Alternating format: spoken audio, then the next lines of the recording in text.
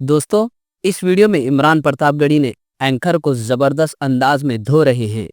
आगे आप देखेंगे इमरान प्रतापगढ़ी एंकर को अपने सवालों में कैसा फंसा देते हैं। दोस्तों, वीडियो बहुत शानदार है, इसलिए आखिर तक जरूर देखिएगा। देश संविधान से चलेगा या शरीयत से चलेगा? ये सवाल मैं जानता था कि ये सवाल जरूर आएगा। ये सवाल आता क्यों है? दरअसल ये एक खेल है जिस खेल में मीडिया खास तौर से किसी मुस्लिम राजनेता को उलझाने की कोशिश करता है। संविधान कहता है कि आपको फ्रीडम है अपनी आस्था के अनुसार धर्म चुनने का, आप जिस धर्म को मानते हैं उसका सम्मान करने का। इस्लाम धर्म कहता है जिस देश में रहते हो उससे मोहब्बत तुम्हारे ईमान का हिस्सा है। यह सवाल क्यों आता है कि आपको देश ज्यादा पसंद है या इस्लाम पसंद है, या देश ज्यादा पसंद है? संविधान तो धर्म के आधार पर नहीं चलता है। अगर कोई मुझे पूछे कि आपके वालिद आपको में लिखा है धर्मनिरपेक्षता के बारे में, आप रुको जरा, सबर करो। आपकी मां आपको नहीं, संविधान में धर्मनिरपेक्षता लिखा है तो धर्मनिरपेक्ष आप मेरे सामने अभी पूजा करिए, भजन गाइए, मैं आपका सम्मान करूंगा। मैं नमाज पढ़ूं, मैं कुरान की आयत पढ़ूं, आप मेरा सम्मान करिए। धर्मनिरपेक्षता का मतलब यह है, धर्मनिरपेक्षता का मतलब यह नहीं है, गलत तरीके से व्याख्यायित किया गया।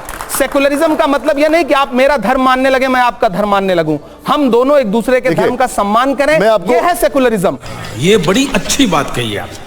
अमित शाह जी ने भी सदन के अंदर बोला, बीजेपी कहती है कि शरीयत को मानना है तो पूरा माना जाए, मुसलमान सेविंग्स अकाउंट ना खोलें, लोन ना लें, बैंक में नौकरी ना करें। वो कहते हैं कि शरीयत के क्रिमिनल लॉ को भी माने, चोरी करने पर हाथ काट दें, बलात्कार पर सिर कलम कर दें। गृह मंत्री महोदय से कहना चाहता हूं कि आप संविधान को मानते हैं तो पूरा माने, आधा अधूरा मत माने।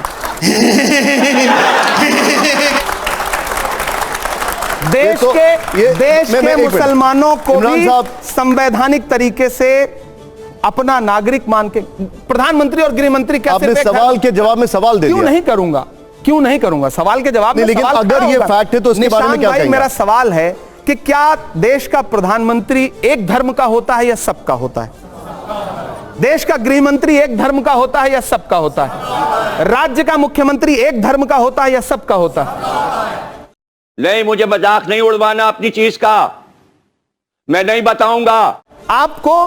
प्रधानमंत्री जी, गृह मंत्री जी, कुछ राज्यों के मुख्यमंत्री सब धर्मों के लगते हैं, सब धर्मों के लिए समानता की बात करते हैं। मेरा सवाल है, करते हैं? देखिए ये बात वो एक मिनट आप कुछ भी बोलो, ये नहीं सुनने वाला। इमरान साहब, एक साहब, कभी उनसे पलट के पूछते हैं आप, गृह मंत्री जी से पूछते हैं कि जब आप खड़े होकर के आपका एक मुख्यमंत्री असम का जिस तरह की, लेकिन वो ये भी पूछते हैं कि पर्सनल लॉ सिर्फ मुसलमानों का क्यों? नहीं, हम कह रहे वो उन्हीं, हिंदू कोड बिल नहीं है।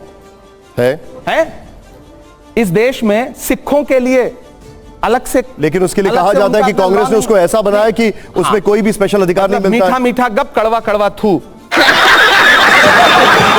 कुछ भी हो आप बाकी जाके कांग्रेस पे यार, क्योंकि आपको मुसलमानों के कंधे पे बंदूक रख के वोट मांगना है, इसलिए आपको मुसलमानों को टारगेट करना है। मुझे पता है आप मस्जिदों के नीचे भगवान नहीं ढूंढ रहे हैं, आप वोट बैंक ढूंढ रहे हैं। सही पकड़े हैं, इसलिए आपको बुरा कहना है। ठीक है, कहिए, धीरे धीरे जनता समझदार होगी। और जब देखिए, सच बात है, मोहब्बत की सदाएं देना और मोहब्बत के लिए लोगों को एकजुट करना थोड़ा मुश्किल काम है। नफरत के लिए आप किसी चौराहे पे खड़े हो जाइए, किसी भी धर्म के हों, आप अपने धर्म का नारा लगाना शुरू कर दीजिए, आए बाएं बकने लगिए, 100 लोग खड़े हो जाएंगे। बात तो सही है, 1000 लोग खड़े हो जाएंगे। और आप खड़े होकर के मोहब्बत की बात करना शुरू करिए, लोग कहेंगे पागल है क्या यार ये। अच्छा इमरान साहब, इस दौर में मोहब्बत की बात कर रहा है, नादान हो, इस दौर में क्या ढूंढ रहे हो तुम? जहर की शीशी में दवा ढूंढ रहे हो। क्या बात है सर, क्या बात है सर। इमरान साहब, अगला शेर नहीं मिसरा सुना रहा हूं और आप इसको पूरा मुकम्मल करिएगा। ये बताइए कि कवि का इशारा किस तरफ है जब आप लिखते हैं कि गोबर को कोहिनूर बताने में रह गए? मैं संबित पात्रा की तरफ मेरा इशारा है। अच्छा, उन्होंने बताया था पूरा शेर चैनल पे, ये सोशल मीडिया पे बड़ा वायरल हो रहा है, पूरा शेर तो पढ़ दीजिए। नहीं मतलब अब उन पर बस एक ही मिसरा याद रखने का मन करता है, उसके बाद भुला दिया मैंने, क्योंकि बाद में मुझे समझ में आया कि मैं थोड़ा मैच्योर हो गया हूं। ठीक है, अब ये शो को मैं वाइंड अप कर रहा हूं, लेकिन उससे पहले, हाँ, अरे वाह क्या बात है, लेकिन उससे पहले कुछ 2 लाइनें हम सभी सुनना चाहेंगे कि नहीं सुनना चाहेंगे इस देश के ऊपर, जरा बताइए। हम करते हैं प्रबंध, आप चिंता मत। कुछ 2 लाइनें। नहीं, देश तो देखिए मेरी एक नज्म है कि मैं तरन्नुम में सुना देता। बिल्कुल। अब माहौल ऐसा बना हुआ है कि सुना देते हैं और बहुत अच्छा, आपको बधाई देता हूं। पहली बार बहुत शानदार संपादक आपने बुलाए जिनसे अलग अलग मिलने का मेरा मन था, एक साथ मिल गए। श्रोता बहुत अच्छे, शो बहुत अच्छा, मेरी बड़ी शुभकामनाएं शो के लिए। सुना रहे हैं। मेरा मस्कन मेरी जन्नत को सलामत रखना, यह कविता नहीं बल्कि एक दुआ है। इरशाद। मेरा मस्कन मेरी जन्नत को सलामत रखना, मेरे मौला मेरे भारत को सलामत रखना, मेरा मस्कन मेरी जन्नत को सलामत रखना। तूने नफरत का जो बाजार सजाया हुआ है, तू ये कहता है मुसलमान पराया हुआ है। आजा दिल चीर के दिखलाऊं वतन का नक्शा, मेरा भारत मेरी सांसों में समाया हुआ है। ऐसी बेलौस मोहब्बत को सलामत रखना, मेरे मौला मेरे भारत को सलामत रखना, मेरा मस्कन मेरी जन्नत। और अंतिम पंक्तियां के इसकी मिट्टी पे सभी रीत निछावर कर दूं, अपनी सांसों का मैं संगीत निछावर कर दूं। गंगा जमुना तेरी लहरों की मुकद्दस धुन पर, अपनी सांसों का मैं संगीत निछावर कर दूं। इतनी पाकीज़ा इबादत को सलामत रखना, मेरे मौला मेरे भारत को सलामत रखना।